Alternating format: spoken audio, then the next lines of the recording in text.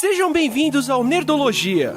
Eu sou o Átila, biólogo, pesquisador e cansado de água com gosto de samambaia. Hoje vou dar um motivo para você não querer mais tomar banho. Estamos tão acostumados a abrir a torneira e ver a água saindo, ou estávamos, que não pensamos nela como um recurso finito, mas muita coisa precisou acontecer antes da água aparecer na sua torneira. A água que usamos precisa ser captada em algum lugar, e no Brasil, seja ela água de um rio, lago ou poço, ela veio da chuva, enquanto em outros países pode vir do degelo ou da dessalinização da água do mar. E depois de coletada, ela ainda precisa ser tratada, processo que normalmente envolve filtrar, flocular, que é basicamente fazer com que a sujeira dissolvida vá para o fundo, e adicionar cloro. De vez em quando, flúor também. Nem sempre isso foi possível. Por muito tempo, achar água potável foi um problema para a humanidade. Um problema com soluções até gostosas, como na Ásia, onde a água era fervida e consumida na forma de chás. Em alguns lugares da África, o leite era tratado como fonte de água. Deixavam a vaca tomar água suja, enquanto o leite podia ser consumido sem problemas. Fontes de água como rios e lagos também determinavam nossa preferência por onde formar cidades. E, como Jared Diamond explica no desesperador Colapso, a falta de água também é um dos motivos da extinção de diversos povos, como os maias no México e os Anasazi nos Estados Unidos. Mas no Brasil estamos muito bem servidos de água. Temos mais de 1/10 de toda a água potável do mundo, a maior parte disso concentrada na região norte. E grande parte dessa água é disponibilizada para o resto do país pelos rios voadores, de acordo com o pesquisador do INPE, José Marengo. Já que as árvores perdem muita umidade para o ar,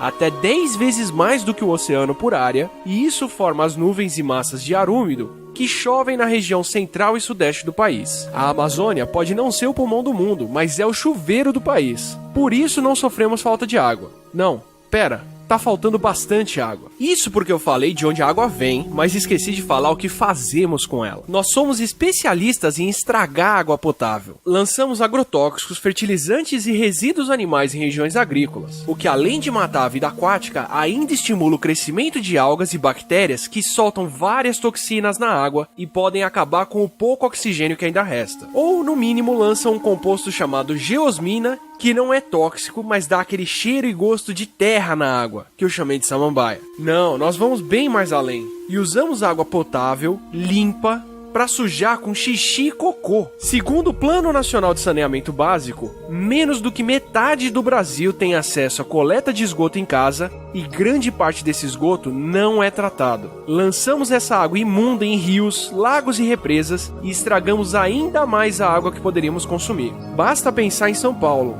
Quão irônico é, na maior crise de falta de água da cidade, ela ser cortada por um rio que foi transformado em pinico a céu aberto e ainda é tratado como região nobre. Além da poluição óbvia, metais pesados e bactérias que estavam parados no fundo estão sendo revirados agora que dragamos o fundo dos reservatórios da cidade. E ainda lançamos algo mais na água que muitas vezes o tratamento não resolve, como os professores da USP Marcelo Pompeu e Rolf Weber viram nos reservatórios da cidade. Todas as drogas, lícitas e ilícitas que consumimos. Sim, porque boa parte do que consumimos acaba filtrado pelos rins e vai parar no xixi. Monitore o esgoto e você saberá que horas foi o café da manhã pela quantidade de cafeína dissolvida na água. Pior, como já foi visto no Reino Unido, a água de represas pode ter até cocaína e não há razão para acharmos que isso é diferente nas nossas fontes. Outro problema são os remédios que tomamos. Em muitos lugares, os hormônios femininos da pílula anticoncepcional estão transformando peixes, répteis e anfíbios machos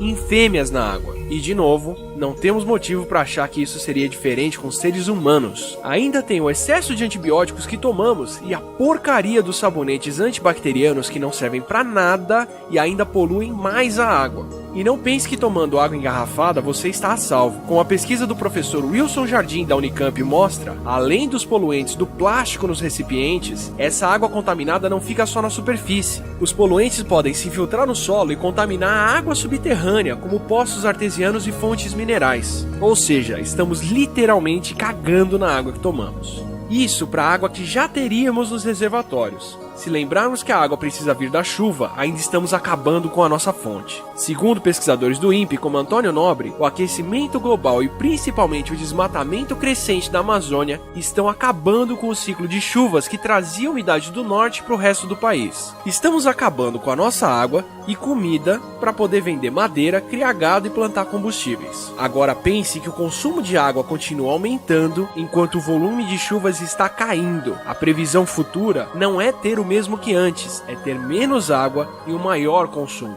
Ou seja, culpe São Pedro e racione água o quanto quiser. Enquanto não tivermos política de tratamento de esgoto e preservação ambiental e reconhecermos o problema de falta de água crônica, a situação só vai piorar. Não se esqueça de curtir e compartilhar o vídeo, assine nosso canal para mais banhos de água fria e até a próxima aqui. Um agradecimento ao Luiz Bento do Discutindo Ecologia e ao professor Marcelo Pompeu pela ajuda.